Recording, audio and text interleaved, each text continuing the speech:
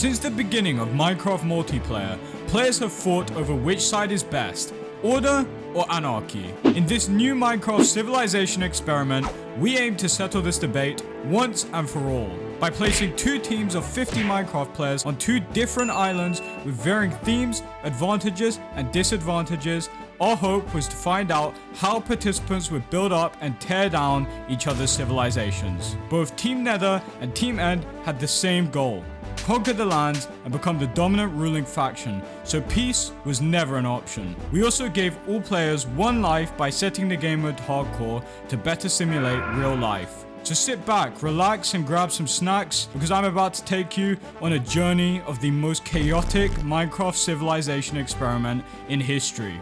Welcome to the Anarchy experiment. Make sure to join the Discord down below in the description if you want to be a part of future events like this one.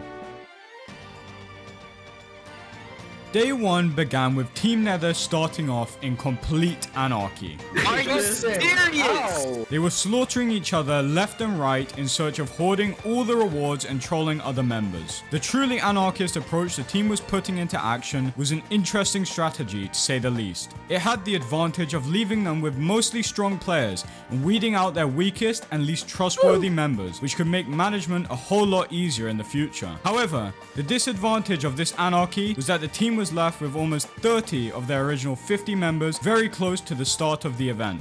Amidst the chaos, a few surviving members managed to spot a massive and promising structure right in the middle of the island and started marching towards it as quickly as they could. Have you guys found the Nether yet? Hello, boys. What's up? They would soon find out that this structure would be their main fortress, as it had a few distinct advantages from any other options. It was a very large mountain that had been completely corrupted by the Nether, making it harder to invade and easier to keep watch. The team unanimously decided to call this bastion of safety the Nether Base, and key veteran players like Jello Joe and Rusty Bot began exploring, not knowing what troubles their team would later face. Meanwhile, the End team had taken a completely different approach. The main bulk of their team had realized their luck when exploring the open surroundings they had spawned into. Large and immensely useful fields of crops naturally grew around the lush wood-filled forests of their land, giving their team a plentiful supply of food right off the bat. I'd say we get geared up and make like a base. There was no question as to which strategy they would best take, and they all agreed teamwork would be necessary to succeed. They aimed to keep as many members alive as possible for the inevitable death-ridden wars they would encounter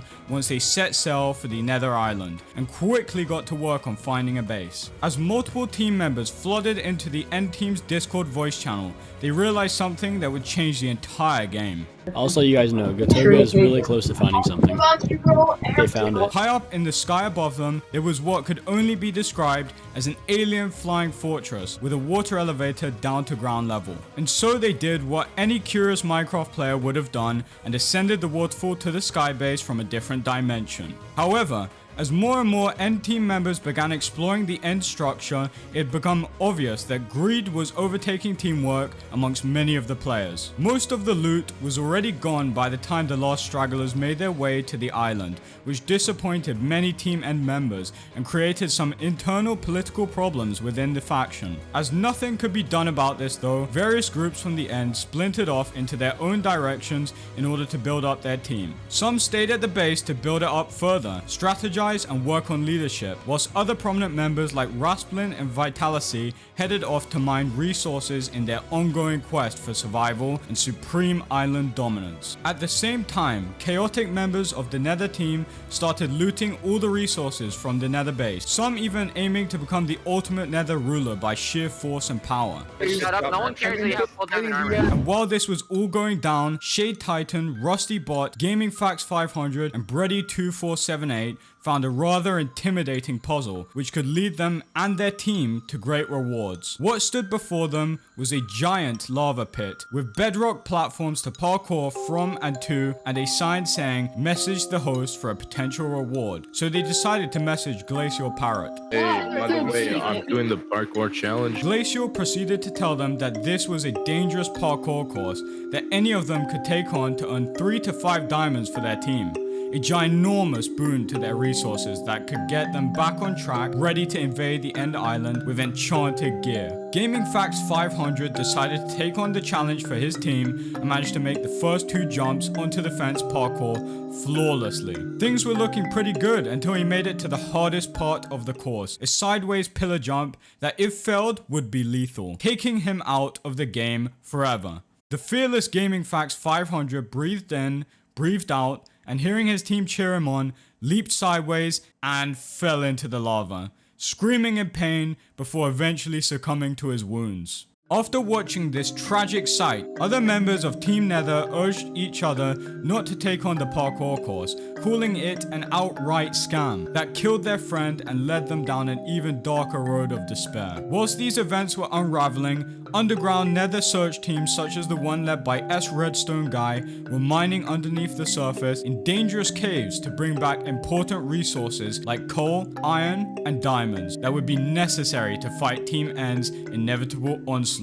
At this point, neither team had selected a leader, which gave way to the chaos both teams and especially Team Nether was experiencing. Anarchy! Anarchy! So players on both sides decided to try and elect a leader so that they could work more efficiently to snuff out their common enemy. Team End had no problems in putting together an election and quickly concluded that giving each player a speech and a chance at leading their great nation to victory would be the best course of action to find the perfect leader. Well, we're gonna meet up at our spot and then we'll talk there. In comparison, Team Nether's voice channel was a mess. Not a single person could be clearly heard, which just further plunged their entire team into anarchy. And although a few members were trying their absolute hardest to get a democratically elected leader to fix this mess, their pleas fell on deaf ears. Perhaps the 2 most famous players in this entire event, Rasplin and Vitality, were still off collecting resources to gain an advantage over not only their enemies, but also the rest of their team, as they did not necessarily trust all of them, and for good reason. Why you should just become a war criminal. It's so much easier. With all the trolls and backstabbers running around, going solo seemed to be the safest option for some, while both teams were rapidly strategizing, or just falling into complete anarchy. A new threat was lurking in the shadows, a threat that no one really knew about except those who were behind it. Listen up, when I said there were only 2 islands on this entire map, I kinda wasn't telling you the entire truth, because there are 3 islands and one of them just so happens to be a huge volcano. Somehow, members from both teams managed to cross the ocean to this fabled volcanic land and meet up under a truce that they would not fight each other. This was their way of opposing the warmongering ideologies of their teammates and escaping the bloodthirsty fangs of battle that they knew they would inevitably face. They therefore decided to create a third peaceful team called Team Volcano. They started off their new civilization by gathering crops and resources to strengthen their defenses, ready for invasion if it came to that. The sun was going down at this point and day 1 on this dreaded continent was coming to an end, when Team End finally elected their leader. Penx was gifted a full set of diamond armor fit for kings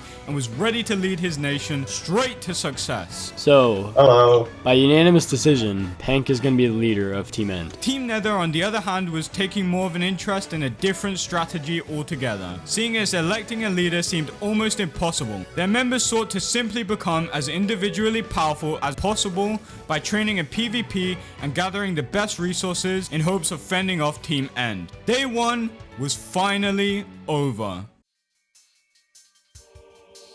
Day 2 started off with only half of the original players in this event alive, which really puts into perspective just how chaotic and fast-paced this anarchy experiment really was. The End team began this day by continuing to collect more resources and up their offense as well as their defenses in preparation for world domination. I think we should just get everyone stacked. However, as with any civilization, things did not go entirely to plan, as a few Team End members began team killing in hopes for better loot and so that they could further their image in the team as a powerful and feared member. Because of this, a few unlucky players were killed and banned from the server almost immediately into day 2. When checking in on Rasplin and Vitality, things got even more bizarre as Rasplin was seen killing more of his teammates who were mining for resources, probably as a wise move because he knew the true nature of people in this experiment. After this, he journeyed all the way across the End Island to the end beaches bordering the ocean between the two teams. It was obvious that he had one thing on his mind: murder. On the other hand, Vitality had been somehow captured by Team Nether, likely as a part of their plans to extract information on their enemy. And, you know, also hang out with one of the coolest Minecraft YouTubers. I'm bringing Vitality. There was a 50-50 split in Team Nether as to what they wanted to do with their newfound hostage. Some wanted him dead and saw him as a potential threat to their nation that could give up information to his team on the island and the Nether base, whilst others thought they could get along with him and make him fight their battles with them. Team Nether eventually decided to go with the peaceful option, and oh boy were they about to find out how much of a mistake that was. Vitality decided to go along with what Team Nether wanted and followed them for a while under constant surveillance from their strongest members. However, as soon as Vitality saw an opening to escape, he went for it and escaped his captors by digging straight down below the surface and blocking himself in. He then dug a tunnel far away from the Nether base and was never seen again, at least on the Nether Island. Back on the End Island, things were beginning to heat up. Most of the team had full diamond gear at this point due to their overall great teamwork and decided under the orders of Penx that they wanted to expand their numbers. Happy JJ, Palifactory, and Slime. Can you guys head over here? After some thought on how they would achieve this goal, they realized that some of their spies had discovered intel on a secret little island, and I wonder if you can guess what it's called. And with this, the majority of Team N's military decided they wanted to capture and convert the entire Volcano Nation so that they could easily defeat Team Nether with overwhelming numbers and gear. They used their boats to transport dozens of highly equipped and PvP trained individuals right on over to the Volcano Island. We found Volcano Island. Wait, quartz. And thus begun the first war of the experiment. The Volcano Nation was vastly outnumbered, but fiercely ready to fight for their freedom. And as they saw the first wave of End ships dock at their bay, something insane happened. Rasplin launched a full-scale diversion with his crew and started threatening the End team with more chaos and anarchy. Because of this, the End military had no choice but to give up their goals of conquest and leave the Volcano Island to hunt for Rasplin. Bro, how did we know he was gonna do this? Meanwhile, on the Nether Island, players were scrambling to find more resources, and a few guerrilla groups formed with mostly iron armor and some diamond armor. One of these groups consisted of S Redstone Guy, the Alpha, and Jello Joe, who were searching their island at the break of dawn until they found something really odd. First, they found a dead player's loot floating in the water ominously. Then, they saw what looked like a broken and bombed tower with water running down it and carefully scouted for invaders. What's that right there? What? Big water tower. The small group's leader, Jello Joe, spotted a large enemy convoy approaching their position and realized they needed to get out of there urgently. You see, while the majority of the End's military did go to the Volcano Nation to conquer it, that didn't include the End Island's groups that were separate from its government, and these groups decided to invade the Nether Island on their own. Jello Joe's team began panicking at first due to the End group's vastly superior armor, weaponry, and numbers, and instantly got in their boats and hightailed it out of there back to the Nether base, ready to tell the others that war could be imminent. The End Island was also filled with internal fighting and chaos at this moment, as they had managed to track down Rasplin, arguably their second biggest enemy behind Team Nether, after a tense boat chase between Rasplin and the entire End military. After which, a massive fight broke out between them both. Guys, let's meet up with another base. While his PvP skills came in handy and he managed to kill a few of the military players, he and his cronies were eventually dealt with due to them being overwhelmed by some of the most powerful players on the server, thus ending the Rasplin Saga. Rasplin's dead. Rasplin's dead. After this, the End team decided to regroup both in their voice call and in-game and come up with their final plan with the help of Vitality's intel on the Nether Island. They wanted to kill everyone on the server without a purple name and dominate the entire world. And so they got on their boats and headed straight for the Nether Island, ignoring the Volcano Island altogether as they agreed it would be a waste of time. Soon, the Nether Island was beginning to look more and more like the actual Nether, with suffering, death, and anarchy everywhere as End troops began their full-scale invasion. Jello Joe's group couldn't get to the Nether base in time to tell them about what they had seen and thus were camping out on the swampy marshland close to their base, so they could think through an actual plan to get them out of this mess. They then witnessed a significantly larger group of End troops approaching the Nether base and gasped as most of their players were killed in a ruthless instant. The cries of underprepared Team Nether members echoed through the now silent base as Team End mopped up the last stragglers, trying to run away in the slim hope of survival they still had. Bro, I have deadly weapons. Look at this kid. Look at this. Nether's here. And with this, ended both the Nether base and day 2.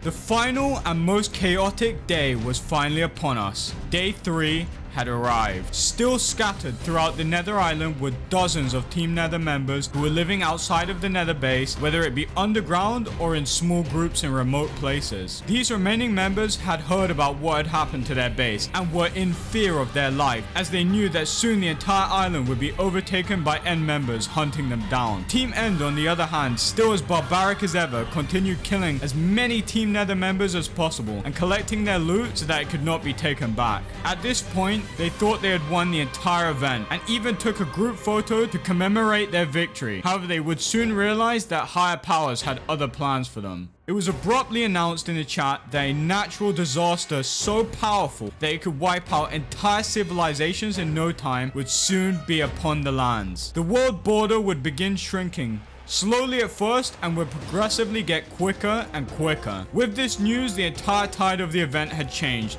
and Team Nether still had a chance of victory. Soon after, absolute anarchy enveloped all 3 islands, as all 3 of the nations had to quickly strategize what to do, who to give their best gear to amongst other things, so that their team had the best chance of victory in this battle royale of bloodshed. The world border was now beginning to shrink even faster, and lone players were being killed off in the blink of an eye, while they were trying their hardest to run for their life. I guess you could say anarchy really was ruling the lands.